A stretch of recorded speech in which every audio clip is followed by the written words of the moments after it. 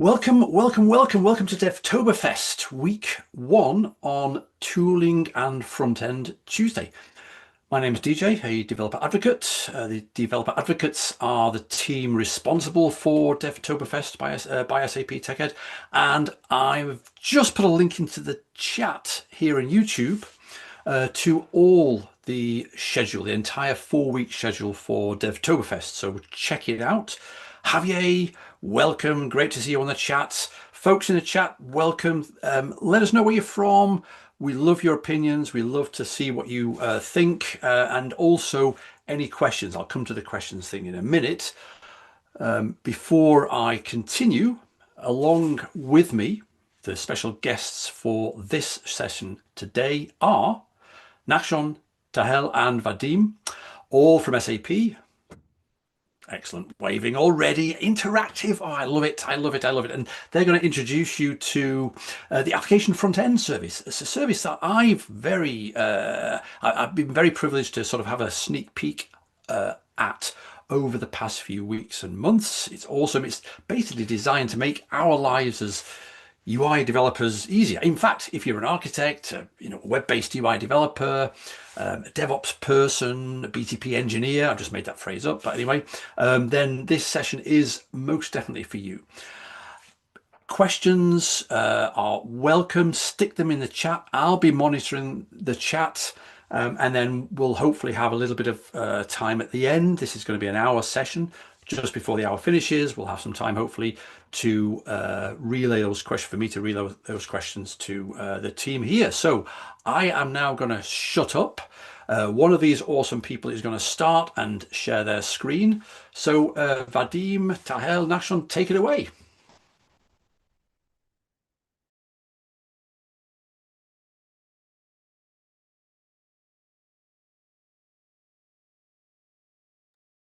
Okay, good.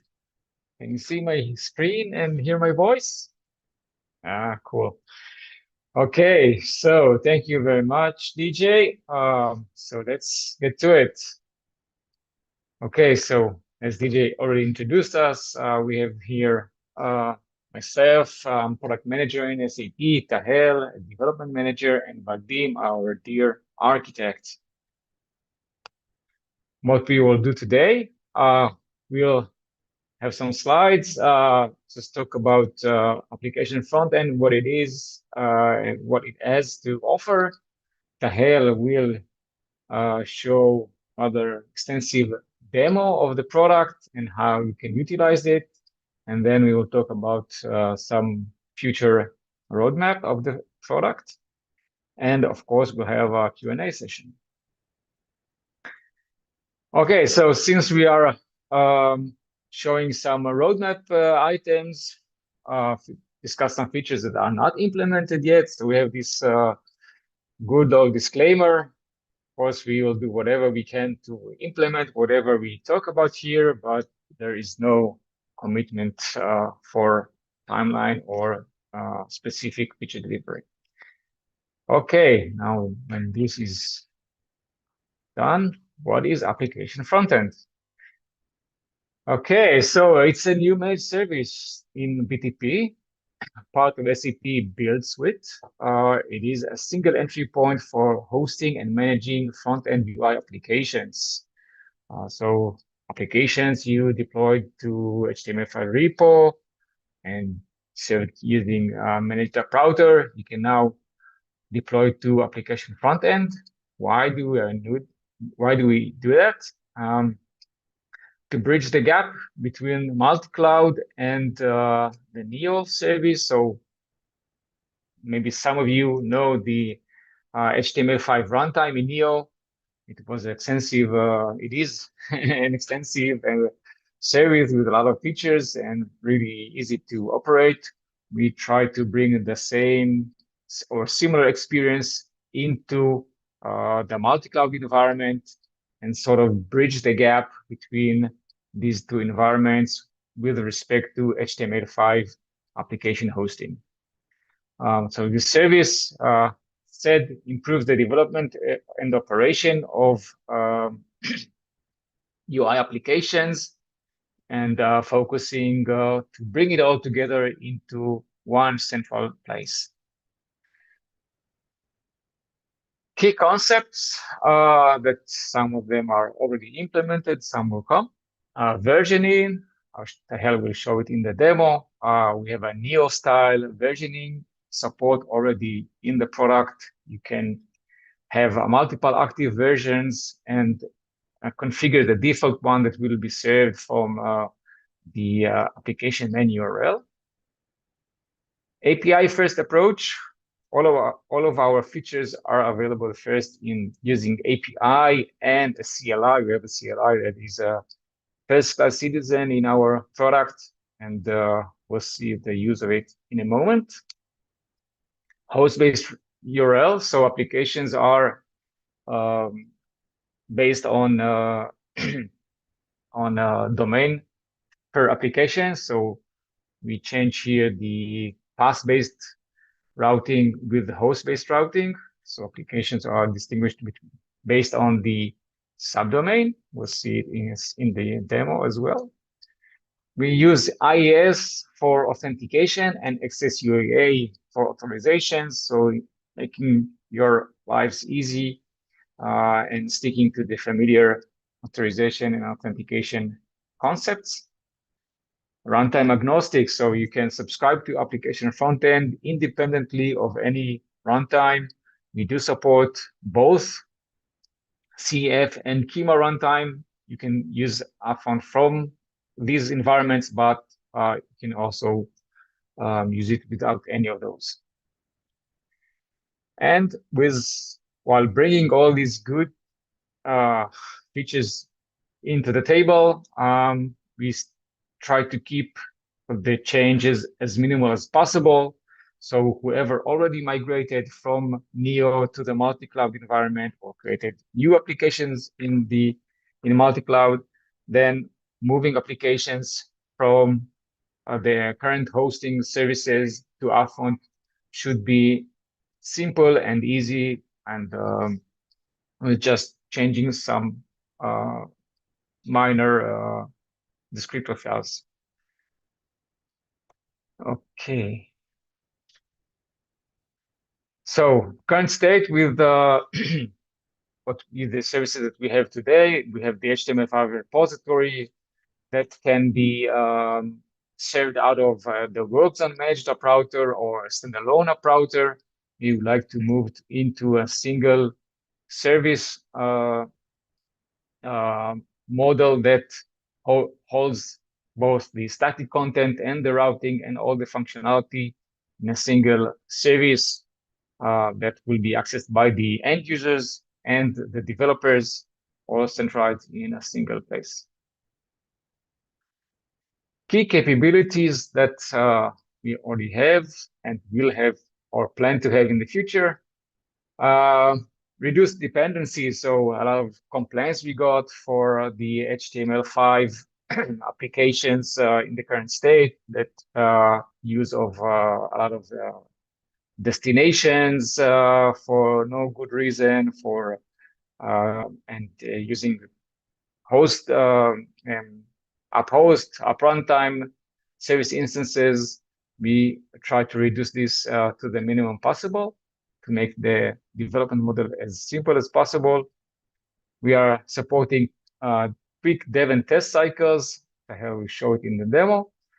It's compatible with a multi-cloud dev model, so you don't invent anything, any model here, any new model, but you can reuse the whole same descriptors that you are already familiar with in the multi-cloud environment, also for hosting your application in upfront. Service binding, we'll talk about in the roadmap. It is still not implemented. In the deploy portion of your development lifecycle, we support direct deployment of the applications using CLI and API. MTA, of course, is also supported. So these direct deployment channels reduce the deployment time from minutes to seconds, and easy integration with GitHub based on their CLI and APIs. You can do that fairly easy. Yeah. On the consumption side of the application, so with the extensive versioning concept, so application testing can be extended, so you can deploy new versions without disrupting the existing install base of your users and test your application if you like it. If the application is okay from your perspective, you can then switch it, change the version on the fly. Tahel will show it. We also support session stickiness across deployments and integration with the work zone. And on the operation side, observability is one of the key topics that we focus on. So we already have logging enabled. Some dynamic logging levels will come soon. We also plan to provide visibility on the services that are used using the service binding. We'll talk about it in the roadmap slide. Fine-grained control over the single applications. So we had a lot of requests to enable developers and operators to control which developers can access which application. This is something also that we are looking on in the future. And with the multiple channels, you can control the applications with your favorite channel, BTP cockpit, CLI, API, and integrate it into all sorts of operational pipelines, etc. With regard to the commercial, this is a rather painful point. So application front end is available exclusively as part of the SAP build license. So you have to have that license in order to use SAP, to use application front end. You can find it in all the build licenses and the different commercial model for SAP build. But application front end is also available in the trial landscape, so you can test it for free already today. Vadim? Yeah, thanks, Nachshon. Let me unmute myself or mute myself.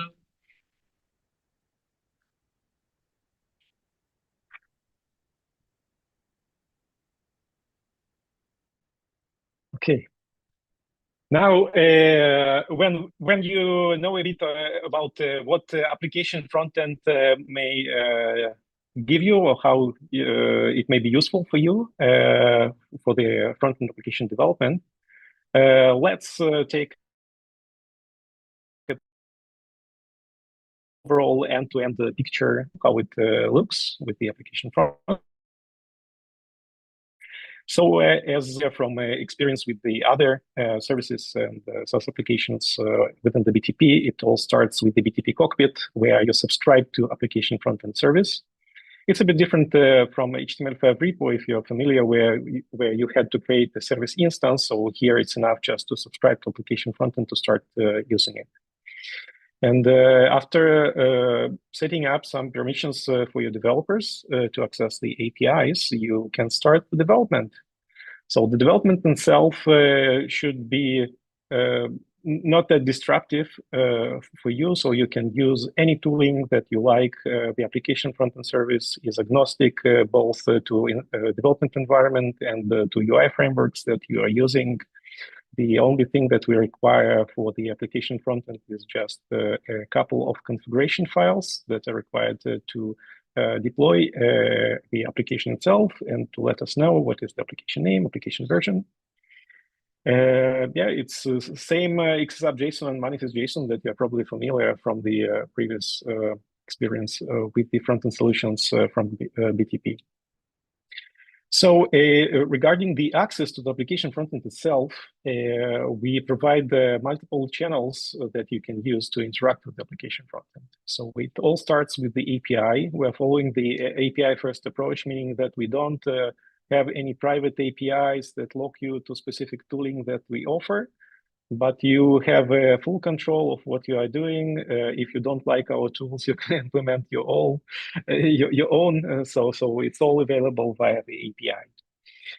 But anyways, to help you with some common tasks, we provide also other experiences, like the command line tool, which is also available in the NPM. It's just EFCTL tool that you can install from the NPM freely on your local environment, or you get it out of the box within our business application studio.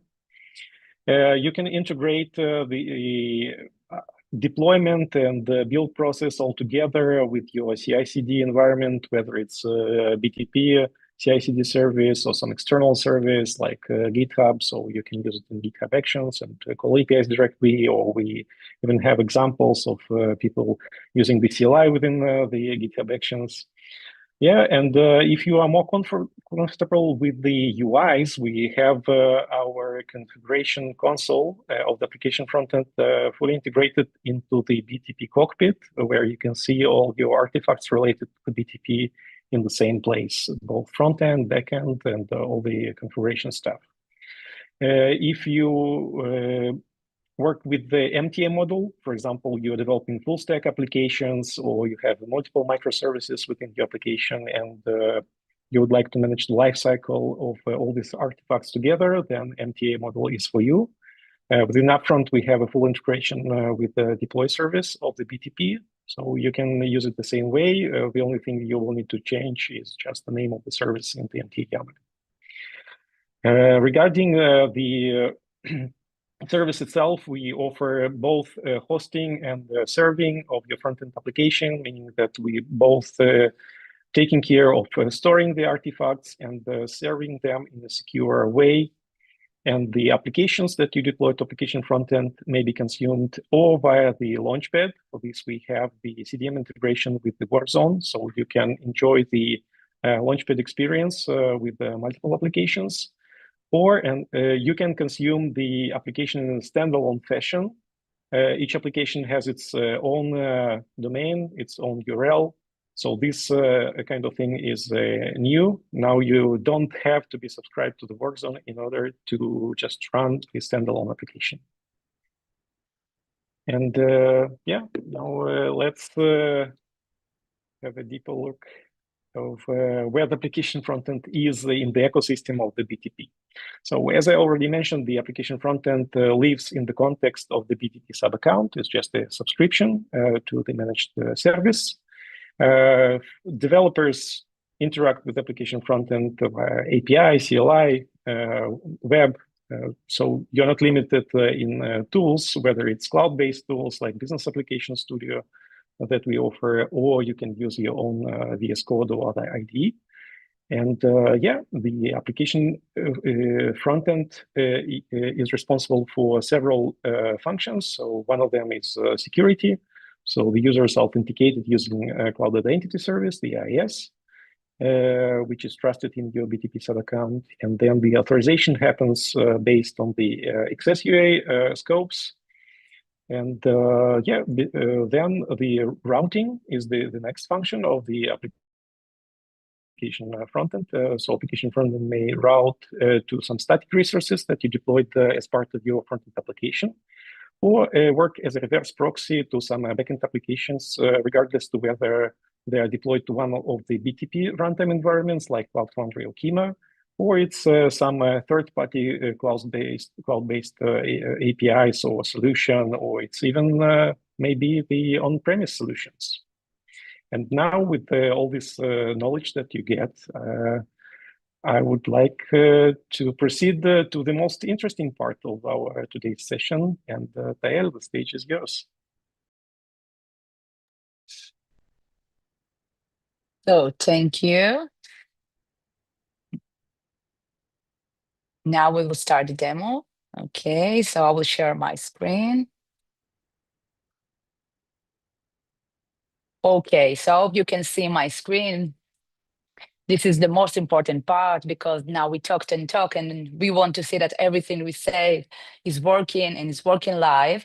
So I will demonstrate it. This is all live. You can all try it on our trial on US 10 as we speak.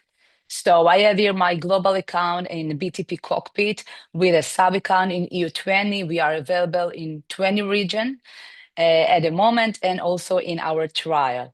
I have here a subscription to Application Frontend service. And as Nachshon already mentioned, this is part of the build license, so the plan is build default. The prerequisite in order to work and subscribe to Application Frontend service is to have a trust on the IS tenant in your account. So every productive account have this IS tenants, and if you are working with a trial, so you can create a service instance and work with it. So once you have the subscription working for you, you can just click and get to our beautiful welcome file.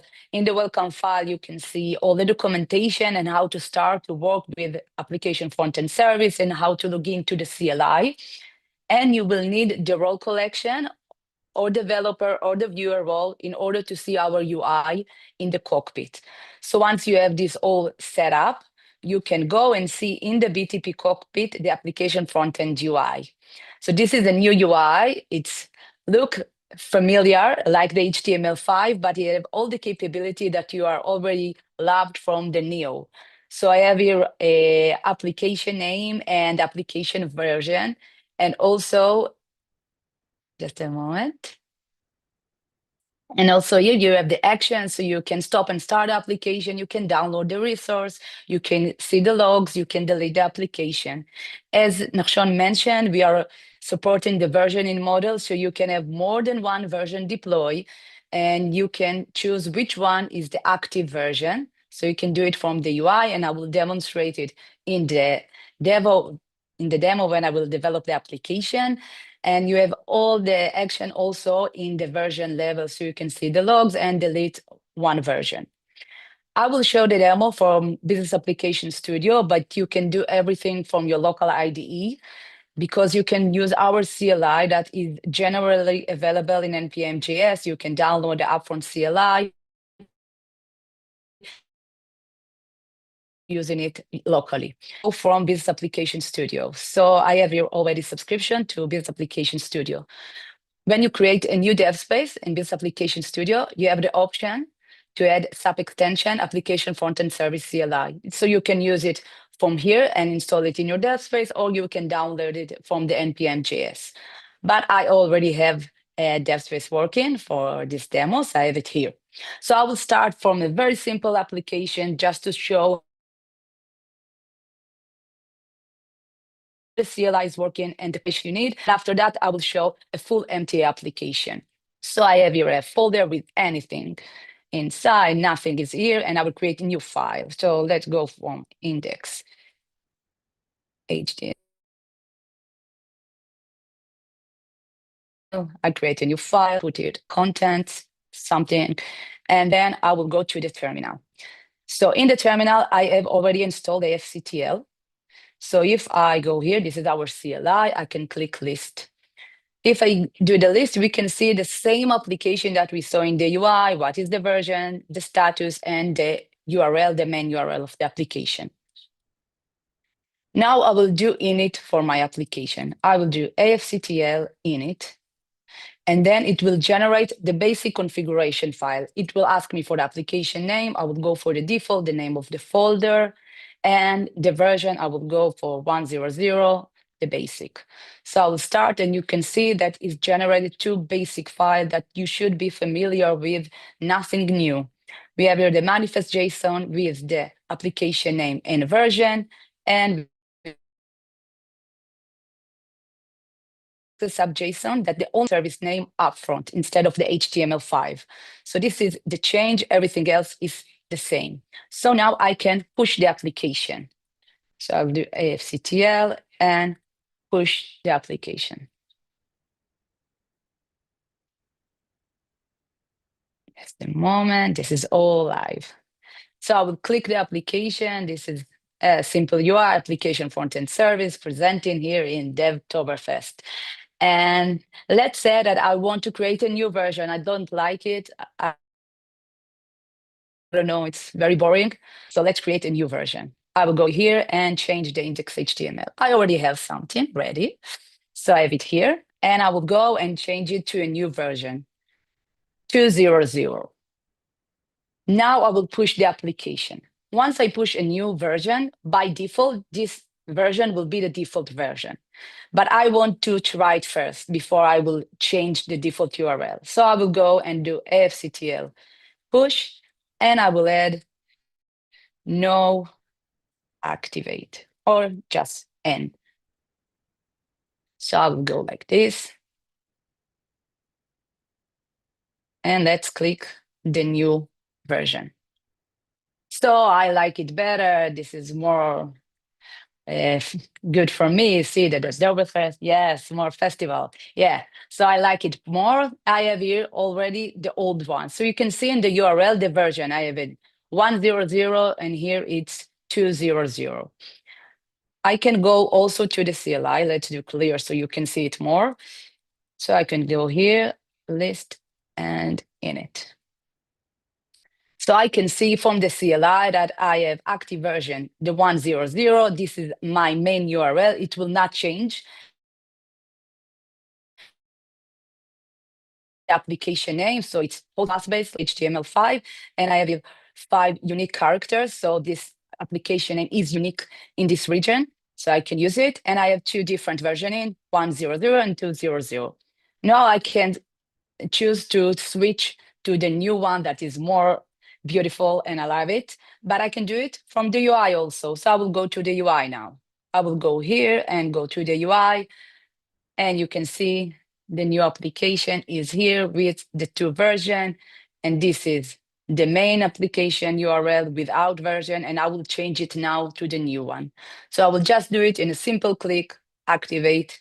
I can do it also from the CLI, but I want to demonstrate it from the UI. And I go here and refresh, and now this is the application. So what we show here is the version in model, how you can switch back, you can use active version, etc. Now we will go for a full MTA application because this was a very simple one.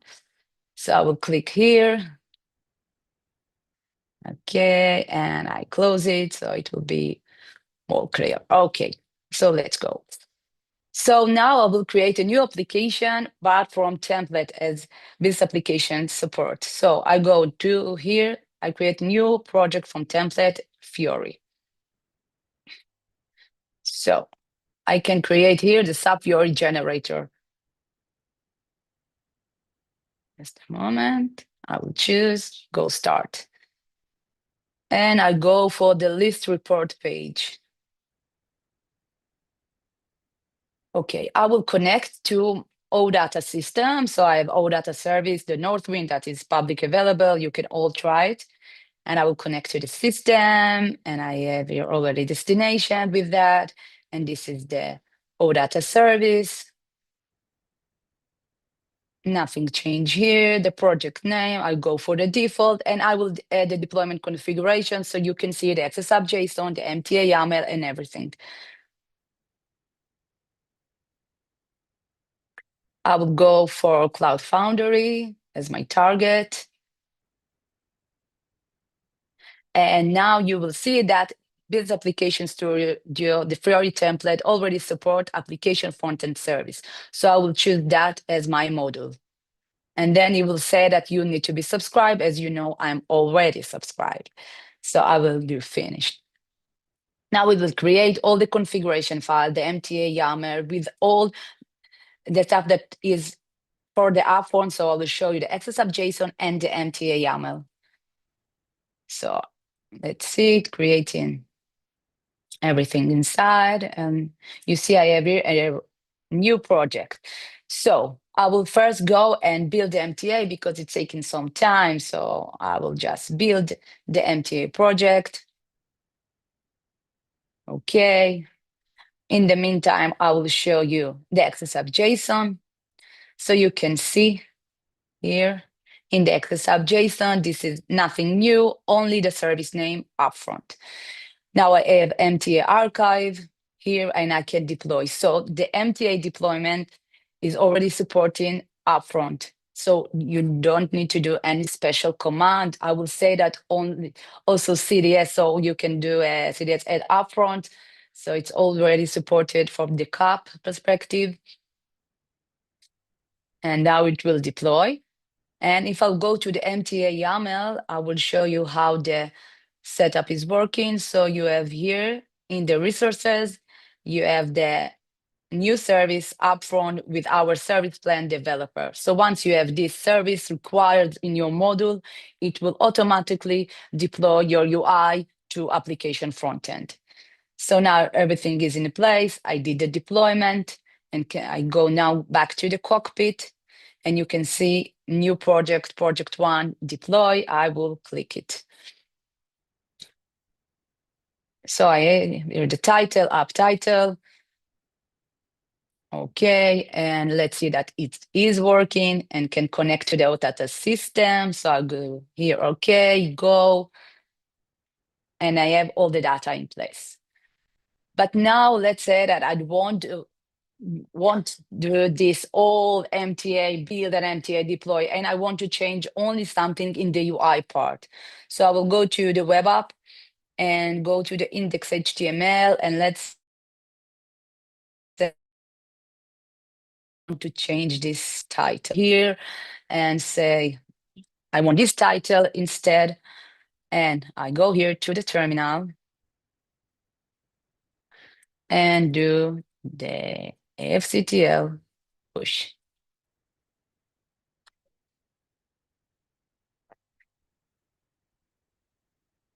So now this is deployed, and I will go back to the application and I will refresh it, and you can see the title was changed immediately.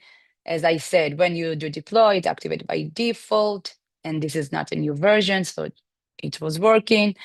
And I have the data, all the integration working inside.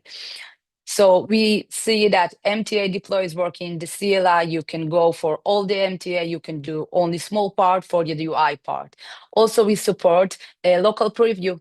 So if you have a project, let's say that you have not a UI5, we also support any UI technology like Vue, React, everything. So you have this inside and you have this upfront, and you can go here and run it locally without the deployment. If you want to test it before and see how it looks like. Okay, and I go here.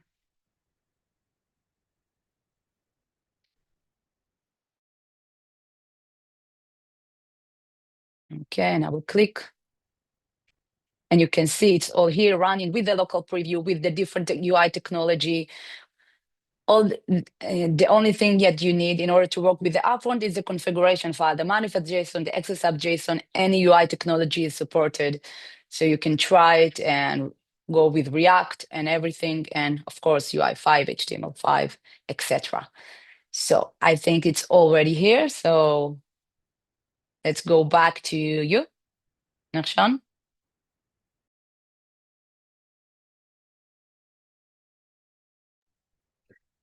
Thank you very much, Tahel. That went smoothly, I would say. Yes. Okay, back to some slides. 1 minute.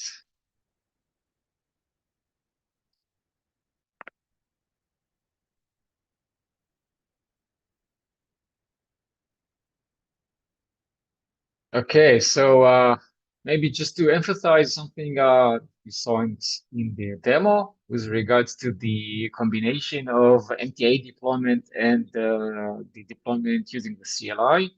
So if you look at the dev test cycle, when we develop applications, of course, we would like to test the application on our local environments as much as possible. This is the best way and the fastest way to test your application. But sometimes applications are getting bigger and bigger and more complex, and testing it locally on your computer becomes harder and harder, and developers are eventually must deploy the application in order to connect all the dots together to a working application. It needs to be deployed.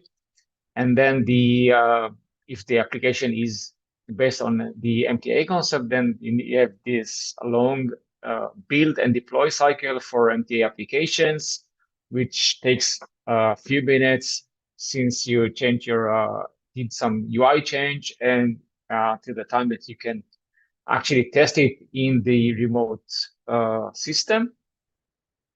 So here, as Tahel shown, we offer the option to use the CLI in that cycle. For the development phase, you firstly deploy your application with the MTA that provisions all the dependencies, destinations, I don't know, XSUAA or whatever other services that are used by the application. But then if you have some UI changes, only UI changes, that you would like to retest, like, you don't know, you move your button 3 pixels to the left, then you can redeploy the UI part using the CLI with direct deployment, which will take a few seconds to complete, and then you will be able to test your application from the host service from upfront. Okay, just to emphasize that part of the demo. Okay, so what else do we have here in our roadmap?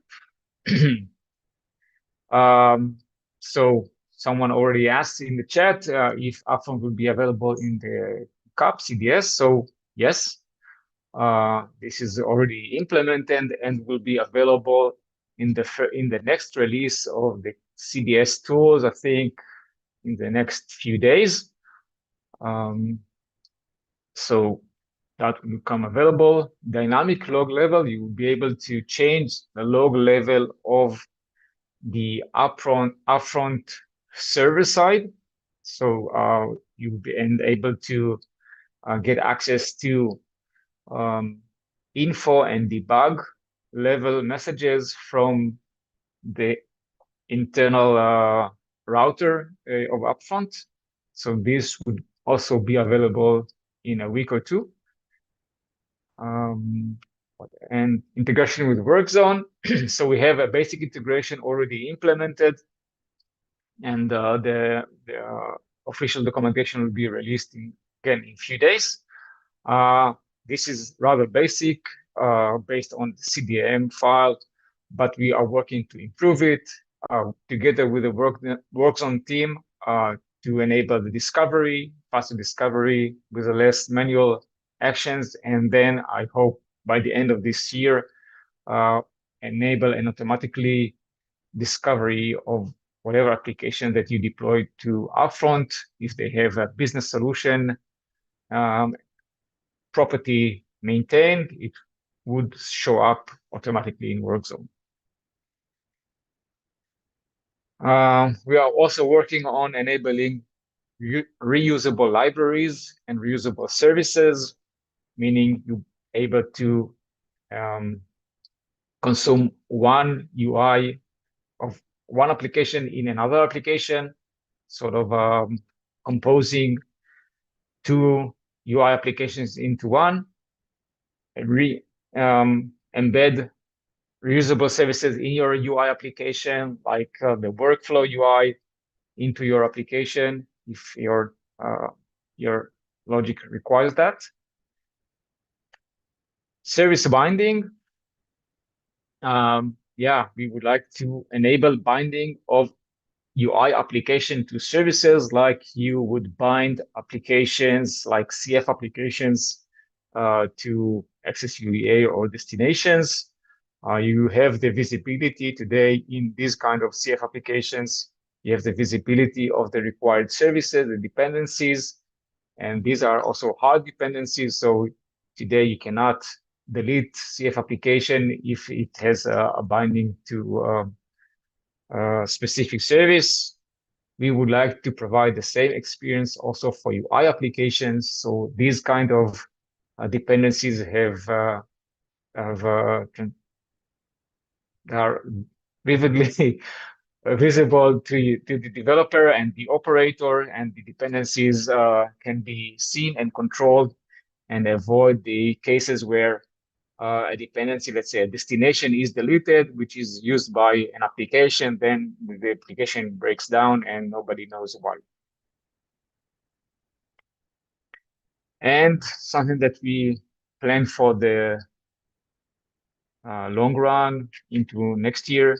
Server-side extensions to enable a lightweight, not whatever you want to do, but rather a lightweight extension of our backend logic, meaning pre and post processing of server-side requests. This is also something that we plan to introduce into the product and bring some use cases that are implemented today using the standalone app router, support them also in the managed service application frontend. Strategically, what we try to do with application frontend and HTML5 repo and app router. So app router and repo today are the leading services for hosting and managing HTML5 applications.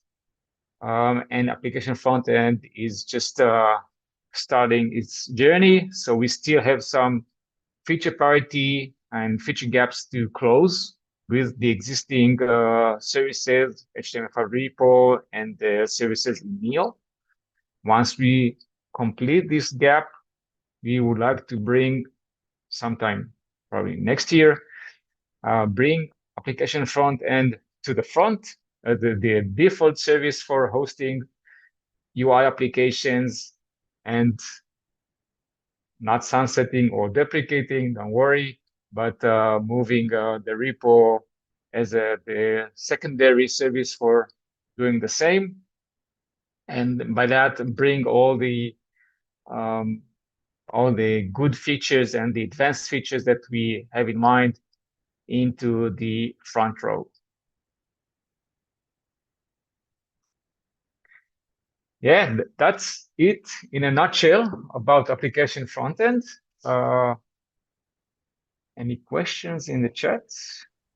Fantastic. So yes, there were some really good questions in the chat. I saw, Nachshon, you've already answered one of them, but I'll try and work our way through them. We've got plenty of time yet, so thanks everybody for the questions and the comments and everything. And Tahel, that was an awesome demo. I mean, if I'd have come into the room, I'd have thought, oh, this is recorded, but it wasn't. It's just live. It was amazing. Anyway, maybe I know you touched on this a little bit right at the start, and also in the roadmap section, actually. But we had a couple of questions, one from Nikhil and also one from Old Act 2003, which was, I think, a very similar type of question. Could you talk maybe a little bit more about how it compares to SAP Build Work Zone and what the relation is there? Yeah. Oh, by the way, you might want to, unless you want to share anything on your screen, if you stop sharing, then we can see all of your lovely faces. Can you unshare? Yeah. Unshare.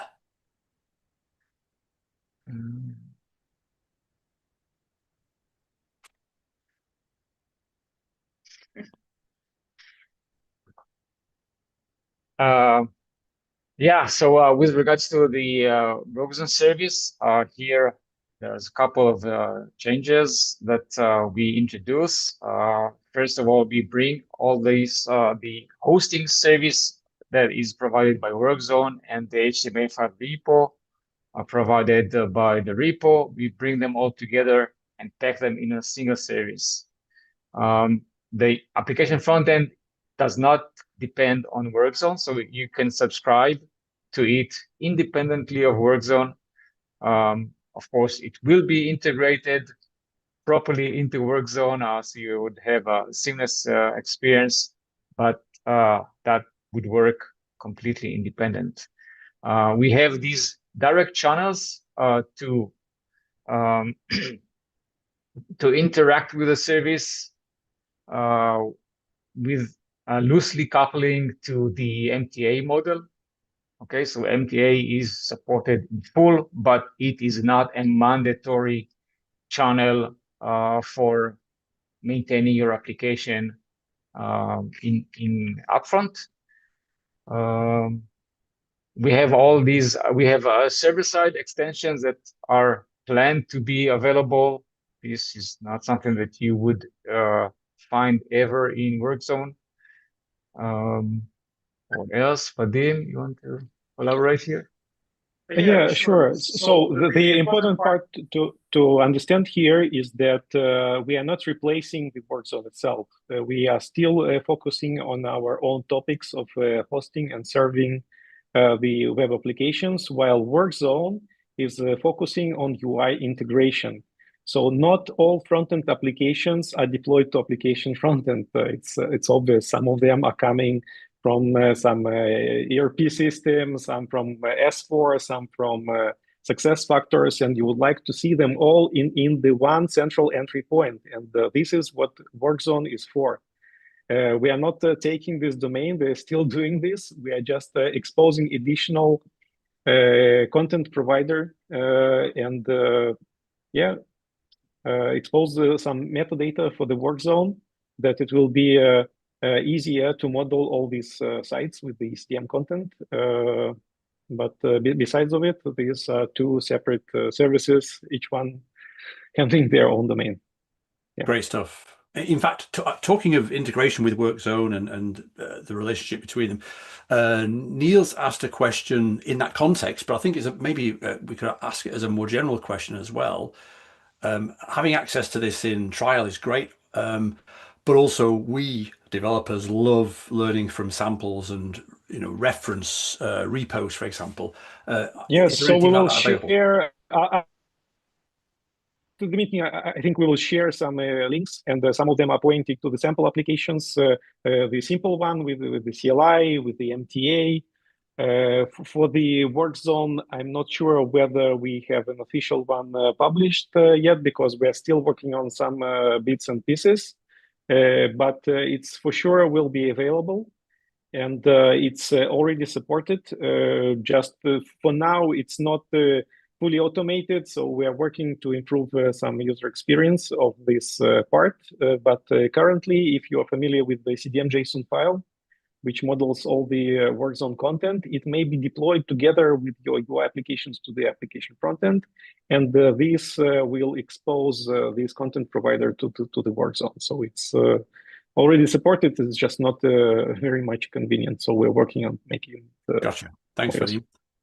So actually on that, Tahel, Vadim, and Nachshon have some materials that we'll share, like we share any materials to do with Devtoberfest sessions a little bit later on. So they'll pass them to me or Michelle, and we'll share them like that and let you know.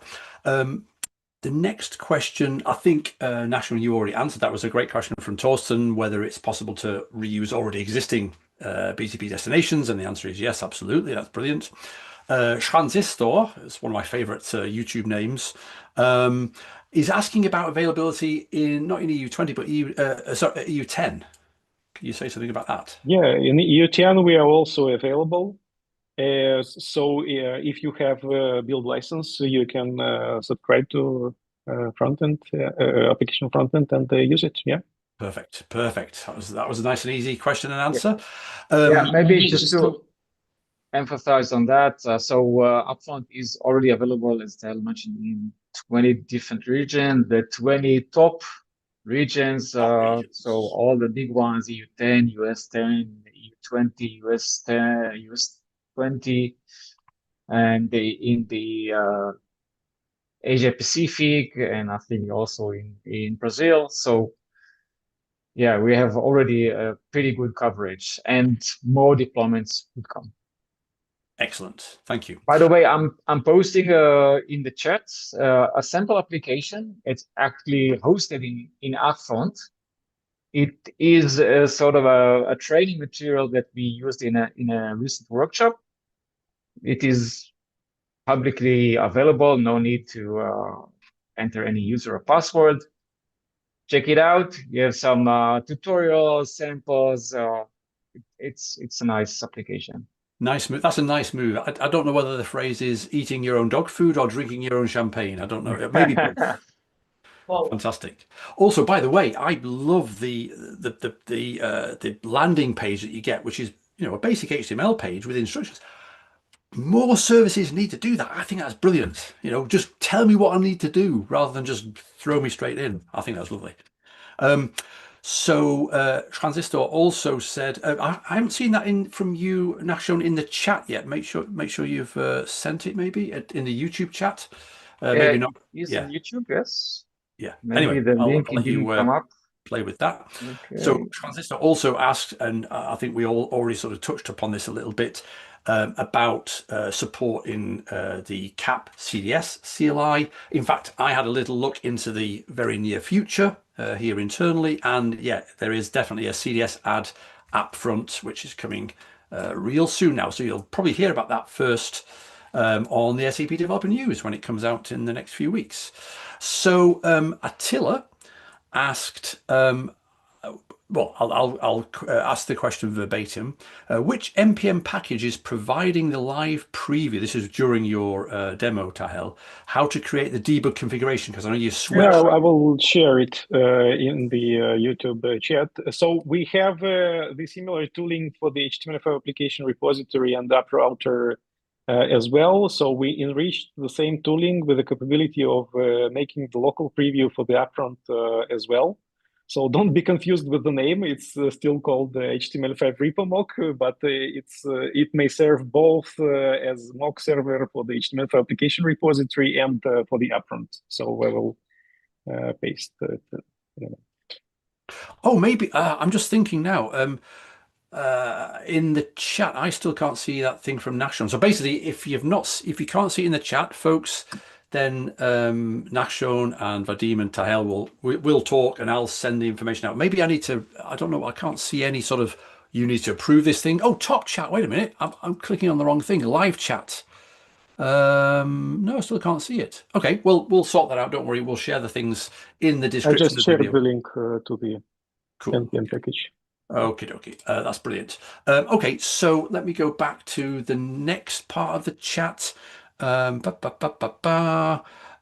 yes. So Torsten asked a question, and it was also answered by Transistor. This is what we love about Devtoberfest. It's for developers, by developers, people asking and answering their own questions. So yeah, the AF push or the AF CTL push is, of course, its own thing. It's part of the NPM package that's available on npmjs.com. So it's sort of, obviously it's related to CF push in that it does a similar thing, but it's its own independent thing, right? Yeah, one thing to mention here is that the application frontend service itself is runtime agnostic, meaning that within your BTP sub-account, you don't have to enable the Cloud Foundry environment in order to use the application frontend. So it may be the totally SaaS sub-account where you have only subscriptions and no runtime environment at all, and you still can use the application frontend service and deploy to it. So. Perfect. Nice addition, Vadim. Okay, so the next two questions from Transistor and Torsten, again, are about UI technologies that are supported. And I think we all know the answer to both these questions. I think Transistor was asking about SAP Web Components, and Torsten was asking about Next.js, server-side rendering. Yeah. So these are two different topics. One of them is related to UI framework, like SAP UI5 components. This is the support the client side, so we're agnostic here. And another thing is server-side rendering. So it's more similar to the server-side extensions and the online build process. So this is not supported. But if it's something that will be popular and required, we can think about adding it as well later on. Perfect. Great answer. Thanks, Vadim. So we got just over 5 minutes left, so we've got time for more questions. These questions are great. Transistor also asks, are the apps provided in WorkZone over the existing content provider? I'm not sure I understand that question, Transistor.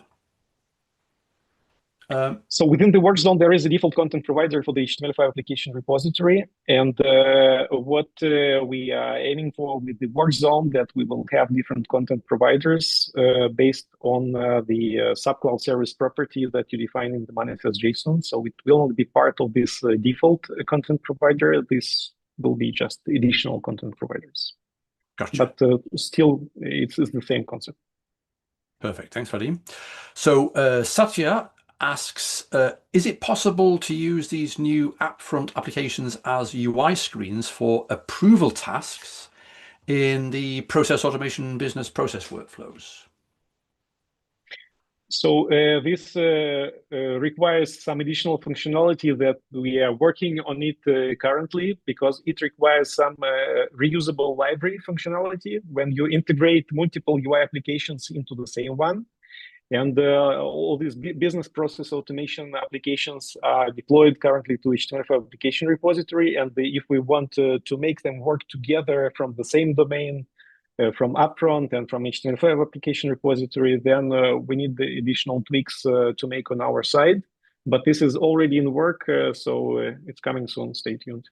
Stay tuned. I like that. Stay tuned. Okay, fantastic. So we had a question from Alexander, but it's and Alexander also says it's off topic. What I will say to you, Alexander, is community.sap.com. Head over there and ask that question there. There's lots of folks who probably can help you with that particular conundrum.